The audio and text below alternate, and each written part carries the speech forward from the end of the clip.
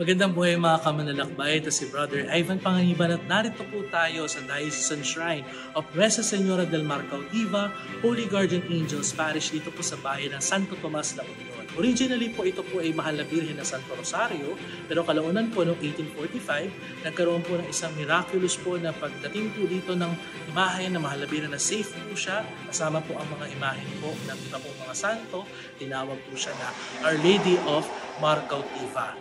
At ito po ang naging primary Marian devotion dito sa shrine po na ito na talagang kinilala po ng mga tao dito sa La Union. Ito po ay nagkakaroon po ng Episcopal Coronation noong 2018 at naging diocesan shrine po noong 2020. Marami po ang namimingtuon po sa devotion po sa Mahal na Birhen na ito na tinatawag na Our Lady of Mar Cautiva. Kaya tara po, pumunta po tayo dito sa dambana ng Santo Tomas, La Union.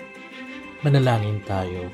O Virhen del Mar Cautiva, puno ng karunungan at awa, nagwagi sa kasamaan sa lupa. Ikaw ang inatrina ng lahat ng Kristiyano at lahat ng nilalang. Saklola ng mga dukha, agalakan sa mga nalulungkot, kanlungan ng mga makasalanan, lakas at batuwid at tanglaw ng mga manlalakbay. Ipakita ang iyong makainang pagkangalaga habang kami, iyong masunuring mga anak, ay kusang loob na nag-aalay ng aming buhay upang ikaw ay purihin at luwalhatiin bilang tunay na ina ng ating Panginoong Jesucristo. Nihiling namin ito sa ngalan ni Jesus na aming Panginoon. Amen.